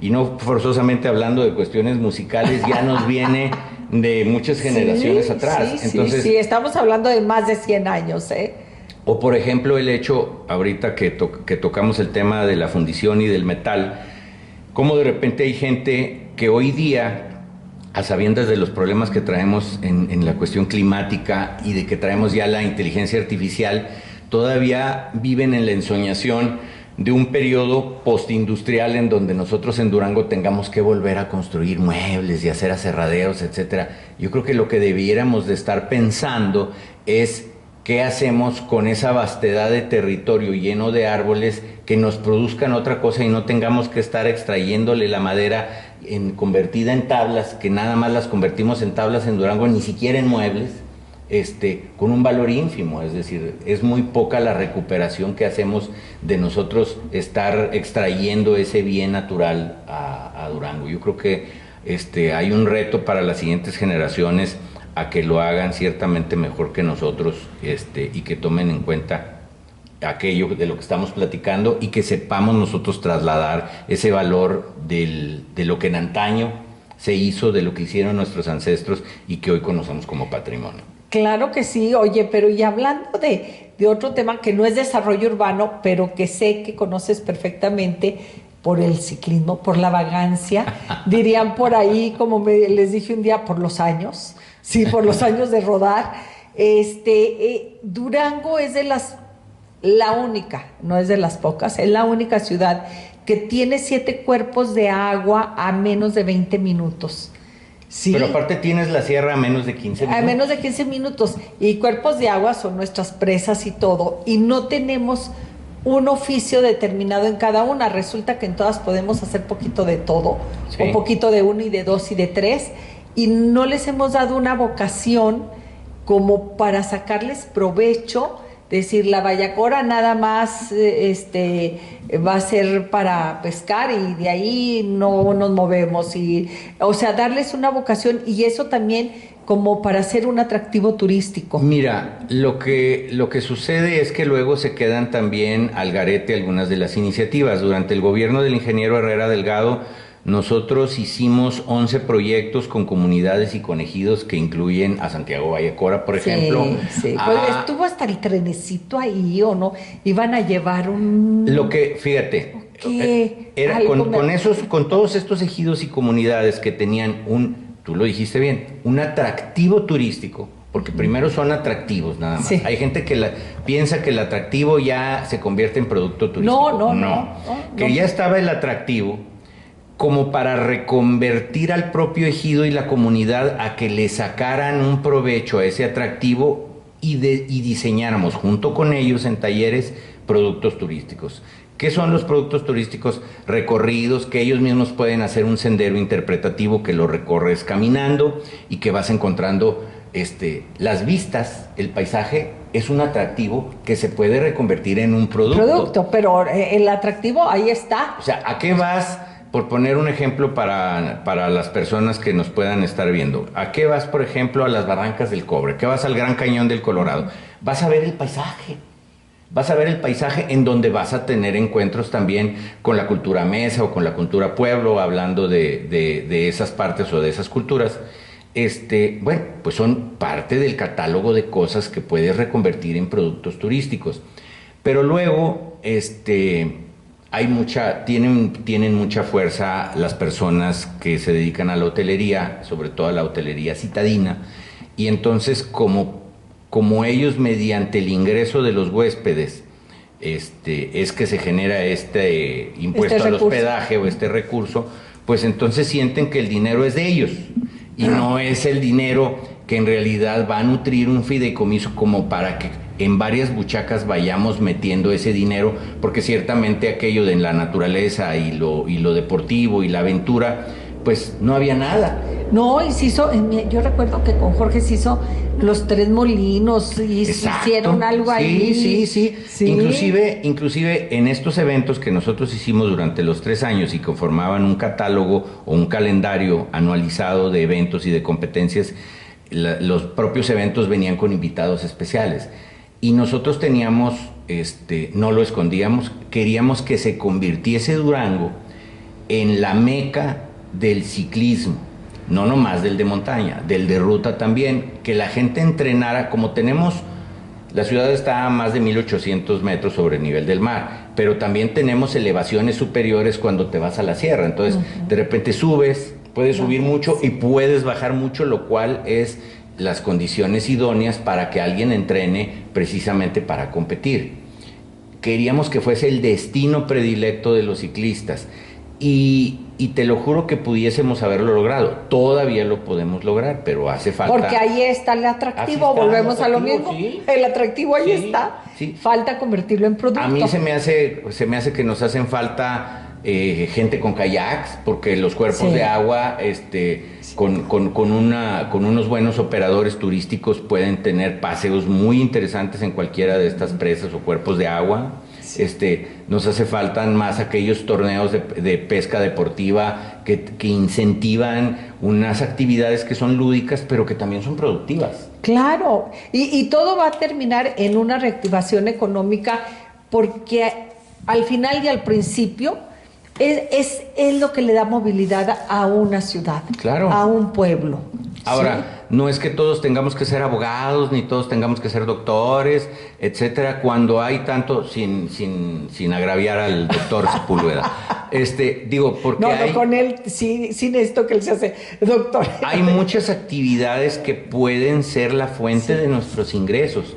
Claro. Yo soy fiel practicante de ese dicho, como comencé diciendo, de la cuestión del pluriempleo, es decir, no nada más me he desempeñado como arquitecto que hace proyectos residenciales, no sé. He estado aquí, he estado allá, he estado en la academia y creo yo que en cada uno de esos lugares sigue habiendo oportunidad de desarrollo, más las que se siguen generando. Nos estamos quedando atrás en tomar al toro por los cuernos y asumir esas responsabilidades que nos tocan. Dejemos de esperar a que el gobernante en turno va a venir a traer los chingomil chorrocientos empleos y va a venir a traer las 25 empresas y generemos nuestras propias empresas locales. Claro. Pensemos global y actuemos local. Claro, porque aparte de que queremos que los gobernantes resuelvan todos, todavía vengan, nos toquen a la casa y nos den el dinero, ¿verdad? Y me digan que me necesitan. Sí, o sea, ¿sí? y te den, no, es más, y me den el dinero sin hacer nada. No, por Dios. Entonces, yo creo que ahí hay muchísima oportunidad todavía. Que curiosamente, en mi opinión, no es en menosprecio de las acciones del gobernador. El gobernador cree mucho me consta, en la planeación estratégica, por el hecho de que en su gestión como alcalde naciera el Implan, es que lo tiene muy consentido y gratamente evaluado. Y bueno, y a él también le tocó participar, claro. A mí, ahora sí que a mí me tocó acompañarlo a Medellín, Colombia, a una reunión del CIDEU, ¿sí? Y ahora, volviendo a esos temas de CIDEU, bueno, y a esa persona de grata memoria como es el ingeniero Herrera Delgado, él presidió CIDEU. Él presidió CIDEU como alcalde, pero a nivel internacional. O sea, sí, no crean. O sea, todos los presidentes presiden el CIDEU en su... Pueden llegar los presidentes, el organismo o la red, puede llegar, ellos eligen a alguien que lo presida, y en este caso, digo, de los 123 ciudades que conforman hoy día CIDEU, pues mira nada más, el alcalde de Durango fue presidente de esa red, en donde, vuelvo a decir nombres, para que luego no digan, sí, ha de haber sido de alguna serie ahí de villorios ahí o de puebluchos. Pues no, entre las ciudades que conforman la red está Barcelona, está Zaragoza. De hecho, la sede del CIDEU, está en Barcelona. Así es. Sí, las oficinas del CIDEU están en Barcelona. Digo, no fue cualquier cosa. Fue por su mérito, fue por su esfuerzo, fue por el gran trabajo que se hizo en torno a generar esta iniciativa y que se generara esta inercia de la planeación participativa, de la planeación estratégica. Y yo creo que estamos en un segundo aire. Volvimos a CIDEU ahora que yo regresé a presidir el Consejo Directivo. Y el presidente, actual, no, que acaba de terminar, Ochoa, ¿asistió a alguna de las reuniones del CIDEU? Él ha estado con nosotros en la cuestión de lo de CIDEU. Él obviamente tuvo que pasar por su escritorio el hecho de que nosotros le propusiéramos el reactivarnos como socios y miembros de la red de ciudades que es CIDEU. Lo hizo de buena gana, lo hizo creyendo en nosotros, porque él no sabía de qué se trataba, sobre todo porque recordemos que a los políticos hay cantos de sirenas que les son más inmediatos. Tú pagas a una empresa un dinero y te hacen un estudio que dicen que tú eres el alcalde más guapo, o que eres el que mejor juegas fútbol, o que eres el que barres mejor las banquetas, o que eres el que tienes a los animales mejor comidos de tu zoológico, no lo sé, de todo el mundo. Y en este caso, pues esta es una asociación de ciudades que pugnan de manera efectiva por la planeación adentro de sus ciudades. Entonces lo hizo de buena manera, lo hizo con ganas, y poco a poco se fue convenciendo de las bondades de pertenecer, tanto que hoy yo pudiera decir que los instrumentos que se han generado durante su mandato pues tienen la caracterización de haber sido hechos mediante la metodología CIDEU, que es de planeación participativa y de participación comunitaria. Sí, y bueno, una cosa, con respeto, Ochoa ha estado aquí en nuestro programa y todo, gran amigo, pero sí, hablando del CIDEU, creo que tú estás enamorado del CIDEU, como en algún momento lo estuve yo, porque nos tocó acudir a todas sus reuniones, arrastrar el lápiz ahí. Seguramente es por eso. Seguramente es por eso, ¿sí? Aquí tú, por tu conocimiento y tu pasión que traes desde toda la vida, ¿sí? Pero, ¿qué sucede con el próximo gobierno si dice, ya no quiero pertenecer? Bueno, para comenzar, ahí está el Implan, que es un garante de una metodología que proveniente desde el 97 que estábamos mencionando, y ahora con el plan estratégico que lo vamos a lanzar después de este periodo de la veda electoral, vamos a comprometer a que el siguiente gobierno sea que se reelija el alcalde o del color que sea, va a tener un instrumento generado por los duranguenses y que tiene horizontes, tiene metas, tiene retos y tiene sabidurías de cómo llegar. Entonces, yo creo que esa ruta la van a tener que adoptar. va a seguir existiendo el consejo directivo, aunque yo ya no esté, del Implan, va a seguir existiendo un presidente que le va a picar sus costillas seguramente al que sea el director del Implan, y van a trabajar en equipo y van a hacer cosas juntos. Y yo creo que en la medida en que seguimos perifoneando esto, porque a veces los estilos de antaño, de las personas de antaño, son un poquito menos comunicativos que tú y que yo, y entonces dicen, no, es que no hay que decir tanto eso, no, hay que decirlo. Hay que decirlo, pero sobre todo aquí lo más importante, hay que decir que hay de alguna manera nuestra representación, porque si bien a lo mejor usted y yo decimos, no, yo cuando voté por él, pero eres nuestro representante. Ah, claro. Claro. De alguna manera eres el representante de la ciudadanía. Entonces, eso yo creo que es lo que nos tiene que quedar claro, porque al final a lo mejor yo no tendría que ir a decirles a los del municipio algo. Te pudiera decir a ti, oye, ¿por qué no se ha hecho eso como tú, representante de la ciudadanía? ¿Sí? Oye, pero es que aparte, perdón, pero llegan luego estas llamadas, estamos como quien dice en vivo, y así sucede. Pero fíjate, el hecho de que construyamos los instrumentos con la gente hace que nos volvamos a referir a aquel momento en que tú y yo nos vimos y yo te entregué una serie de proyectos, porque eran los proyectos que iban a ser para la posteridad. Yo creo que así va a suceder con el siguiente alcalde. ¿Qué va a suceder? Que va a recibir un plan estratégico, va a recibir una serie de bagajes y de proyectos estratégicos de la ciudad y del municipio, los cuales va a ser más difícil que desatienda, porque entonces va a quedar en evidencia que todo aquello que construimos entre todos, quizá a este nuevo alcalde o alcaldesa o lo que sea, pues no le interesa.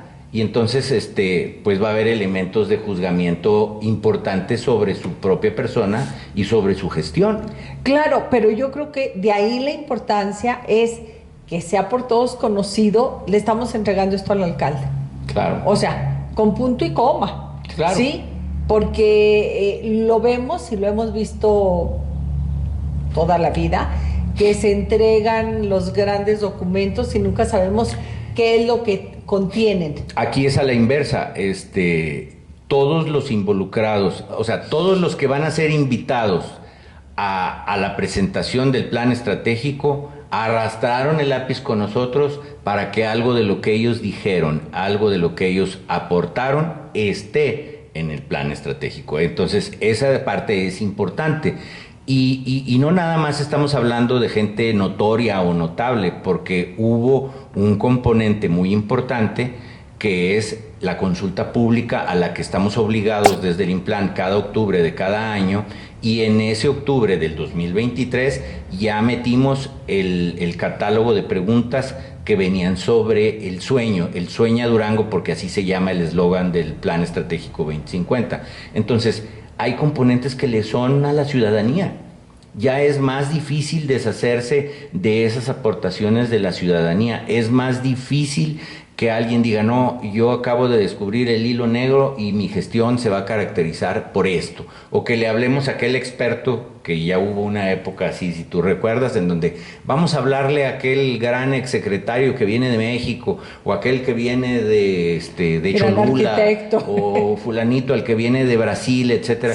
Pues digo, con conocimientos de diversas partes del mundo y de la República hemos construido documentos que son nuestros, y que los mayores aportantes y socios de ese instrumento somos todos. Somos, o sea, ahí tendríamos que incluirnos. O sea, y usted y yo diremos, pero a mí nunca me invitaron. Sí, pero ellos nos representan. No, pero sí los invitamos. Pero a las consultas, a través de las consultas, es mi responsabilidad haber acudido o no haber acudido. Claro, que esa es una parte que de repente se nos olvida, que ahí están. Normalmente alguien me dice, oye, ¿por qué de repente en tus redes sociales ahora estás publicando eso? Le digo, pues porque lo que necesito es que participen, compadres. Es decir, entren, digan, oye, inclusive díganme si no está funcionando bien la página, si no accedes bien a las preguntas, si no te retroalimentó de que ya habías completado todo el cuestionario.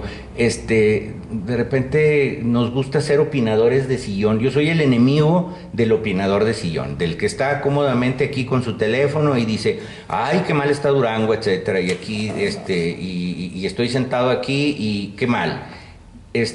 Yo creo que en la medida en que participamos, aportamos y exigimos, es que caminamos o podemos acceder a aquello que aportamos y que junto con otra gente hicimos sinergia para que se lograra. Si estamos nada más a la expectativa o en el conformismo o en la bulia de esperar a que lo hagan por nosotros, pues vamos a seguir sentados en el sillón. Pero también otra cosa, yo ahí sí quisiera que también veamos lo bueno. O sea, sí, efectivamente nos falta mucho por hacer, pero también yo creo que lo más ya está hecho. Sí, sí tenemos una buena plataforma de lanzamiento, todavía existen cosas que están en la potencialidad, pero hay gente que ni siquiera tiene esas potencialidades. Hay ciudades, a mí me asombra a la hora que estamos reunidos en CIDEU, sobre todo en ciudades, lo menciono, pero por ejemplo de Centroamérica o de Sudamérica, hay ciudades que verdaderamente están en el hoyo en cuanto a la participación. Y no nomás en cuanto a la participación, sino a veces dentro de los saberes y de las habilidades de la gente que ocupan los gobiernos.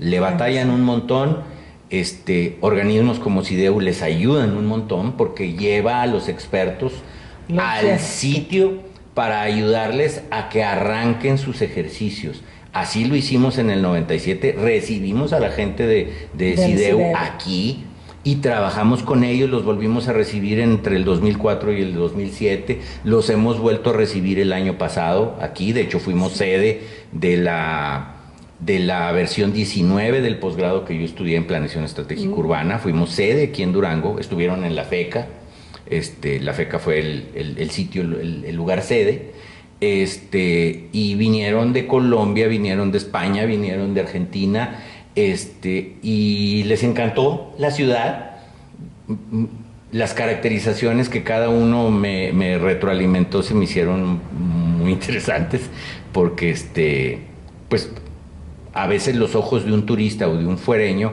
suelen ser muy gratificantes cuando encuentras juicios de valor que te son benévolos. Es decir, claro, no. Y les encanta la ciudad, dicen, oye, qué caminable está la ciudad, pero nos gustaría que las banquetas fueran más amplias. Dije, pues hay que hablar con un montón de gente de los transportes, etcétera, que de repente se cierran ante estas iniciativas y hay que empoderar más a los ciudadanos que quieren caminar. Claro, porque hablando de las banquetas, fíjate, tiene uno que verle la ventaja, dices tú, si me las haces más anchas, son más aptas para caminar, claro. ¿Sí? Y decirles a los de transportistas, o quieren eso o se las cerramos y las hacemos peatonales. Nadie quiere ir las peatonales porque interrumpen el tráfico. Pero fíjate, una cosa conlleva a otra. Por ejemplo, si tú haces un mejor planeamiento de las rutas del transporte urbano, vas a tener transportes urbanos que pasan por otras arterias y que recorren a lo mejor menos kilómetros y llevan a más gente. Bueno, pero tú y yo también tenemos que subirnos y te pongo a ti y a mí, y para que no digan que hablamos de los demás, tenemos que subirnos a los autobuses, sí. Si nos ponen autobuses de buena calidad. ¿Por qué? Porque pues eso nos va a evitar el tráfico de vehículos unipersonales, que es en lo que terminamos todos. Yo, por ejemplo, tienes tu casa en el Cerro de los Remedios y cuando yo tengo algún evento, ayer tuvimos una misa a la que acudimos y, por ejemplo, pues decidí en lugar de ir a estacionarme y andar batallando, yo me bajé de tu casa y llegué al templo de San Agustín muy a gusto y me regresé igual caminando. Claro. Por eso es un placer vivir también en el centro histórico. Yo aquí, me estaciono a media cuadra, que es donde está el estacionamiento, y te puedo recorrer absolutamente todo el centro histórico. 17 minutos de donde tienes tu casa, ahí por donde está el Monumento a la Bandera, a San Agustín. A San Agustín. Fíjate. Y muy a gusto, saludas gente. Las banquetas que aunque algunas requieren de mantenimiento, etcétera, pues bueno, pues ahí están para que las camines. Ahí están para que las caminemos. Exacto. Sí, para que las caminemos. porque solamente caminando podemos ver todo lo bueno también que tenemos. Es correcto. Sí, disfrutar también todo el trabajo de cantera que tienen nuestras fachadas, disfrutar, o sea, disfrutas, ves cosas que no ves en el coche. Sí, ¿Sí? exacto. Oye, y no hablamos, y ya se nos está terminando el tiempo, de que Durango es de los estados con mayor biodiversidad de toda la República. Y aparte tenemos una de las cuencas más importantes hidrológicas del país. Por ejemplo, yo creo que ya debo yo de estarme haciendo viejo, porque dicen que cuando te pones a poner viejo te invitan a todos los consejos y a todas las asociaciones, etcétera. Formé parte del equipo que construyeron el programa de manejo de las áreas naturales protegidas en las que se convirtieron los parques Guadiana, Zaguatoba y Centenario. Una necesidad imperiosa que por lo visto la gente no captaba y que debiéramos, dado que tenemos tan pocos bosques urbanos o espacios públicos arbolados, pues nos estábamos comiendo, porque ahí era como un fraccionamiento de lujo. Todo el mundo quería construir alguna oficina o tener alguna sede de alguna cosa importante ahí. Y con esto del decreto estatal de áreas naturales protegidas, bueno, pues me he vuelto a reencontrar con gente que ama la naturaleza igual que yo, que pondera los espacios públicos, que le da valor a caminar debajo de la sombra de unos árboles, de ver un pasto, de saber que estamos en un sitio que era la sede del agua que utilizaba la ciudad mediante el ojo de agua del obispo, de don Benito Crespo. Un lugar tan hermoso. Hermoso, que aparte fue motivo de una intervención de un arquitecto que es Mario Shetland, que es valiosísima y que tenemos en el olvido. En el olvido, y tenemos que darle vida también. Y bueno, y junto con pegado, volvemos a que el Estado, y nosotros somos la capital, tenemos una cuenca valiosísima que le da agua desde Sonora, Sinaloa, y algo de nuestra propia agua va a dar hasta Colima y Jalisco, por si acaso no lo saben, pasando por Chihuahua y por Nayarit. Y esas cuencas de esa agua que escurre de nuestras sierras, de nuestras partes más altas de la cordillera occidental de nuestro país, pues están en Durango. Y esa biodiversidad que tenemos nos hace que aquí a 15 minutos, que decía yo que está la sierra, podamos caminar y nos podamos encontrar con un montón de fauna silvestre endémica a Durango. Y pero también a 15 minutos tenemos zonas áridas. Exacto. Que eso, volvemos a lo que decías hace rato y que me encantó, el atractivo ahí está, y es de los atractivos que se ofrecen a los cineastas, a los directores, que, oye, es que aquí tienes todo, caminas a 15 minutos y cambias de parajes por la biodiversidad que tenemos. De repente en estos cañones que existen yendo rumbo a la carretera a Parral, hablando de sitios que son atractivos, ahí por donde está Chupaderos, donde está el rancho La Joya, etcétera. Todos estos cañones conectan esta parte de la carretera Parral con lo que es del otro lado de los cerros, el llano de Otinapa. Y todos estos cañones, algunos de ellos tienen vestigios arqueológicos, tienen pinturas rupestres, etcétera, y los hemos terminado algunos de nosotros por conocer andando en la bicicleta. Es decir, ¿qué tal que pudiéramos tener productos turísticos de caminar, de andar en bicicleta, que llevaran a la gente a ver esos vestigios y ponderásemos mejor estos atractivos que tenemos en el territorio? Pues tenemos mucho que hacer. Así Yo es. espero que, si no, ya me explicaste que va a terminar el 31 de agosto termina mi gestión como presidente del Consejo pero Directivo. seguramente siempre habrá otros espacios donde te puedan invitar de consejero. Ni modo, dicen que la experiencia no se jubila, ¿sí? Y yo creo que también tú estás dispuesto a que la experiencia no se jubile. Fíjate que ha sido muy gratificante para mí este nuevo reencuentro con CIDEU, porque en mayo del 2023 fuimos invitados, Oviel, el director del INPLAN, y un servidor, a participar en la construcción del primer plan estratégico, increíble, ¿eh? El primer plan estratégico de la ciudad de Monterrey. Ay, fíjate, qué interesante. Ellos iban a construir su primer instrumento de gestión estratégica, la ciudad de Monterrey. Pienso yo que ya muy tarde, porque tiene unos problemas gravísimos la ciudad de Monterrey. Y ya no hay vuelta para atrás. Exacto, comenzando por la cuestión de la gestión del agua. Y de repente dices, ¿cómo nos invitan a los de Durango a que les digamos a los de Monterrey cómo hicimos nuestro plan estratégico? Bueno, pues sí hay expertise, sí, así como dice la hermana del ingeniero Emiliano Hernández Camargo, que sí hay mujeres en Durango, claro. Pues sí habemos personas, sí hay gente valiosa en Durango que sabe mucho de ciertos temas y que su conocimiento es exportable. Bueno, claro, y saludos a Obiel, ya lo tendremos por aquí, un muy buen amigo. Claro, que él ha tenido la deferencia conmigo y me ha invitado a varias conferencias del Camino Real de Tierra Adentro para que yo lo apoye. Así es de que sabe que la pasión aparte es chavo, es joven, es de otra generación y pienso yo que tiene las pilas muy puestas y muy sensibilizado a las cosas que desde la gestión pública se pueden hacer. También lleva caminito. Sí.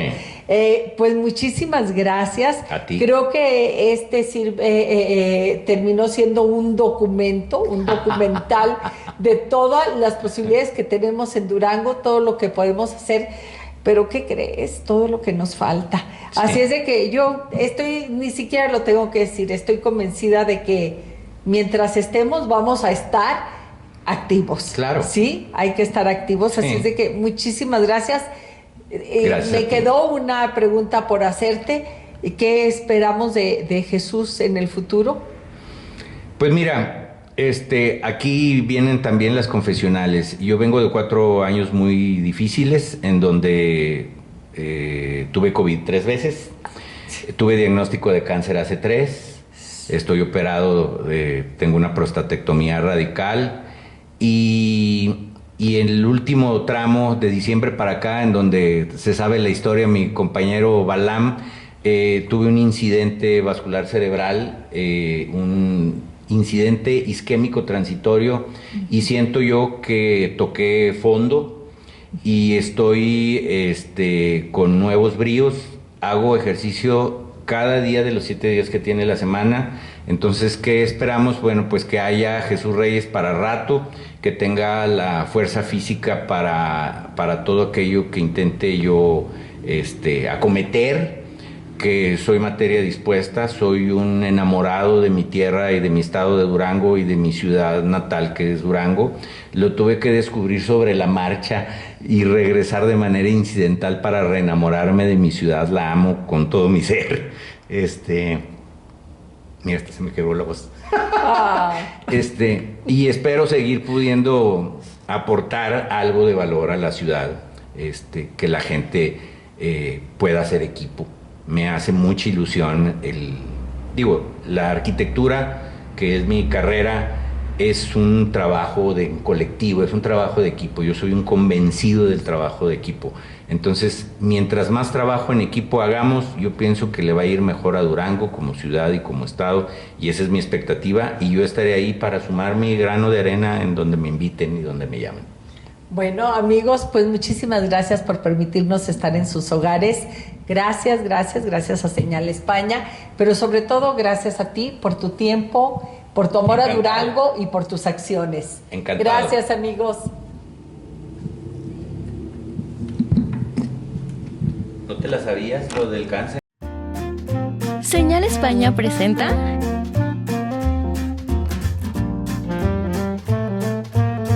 amenas pláticas de arte,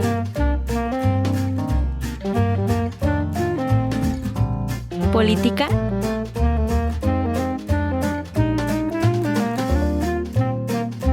y cultura general.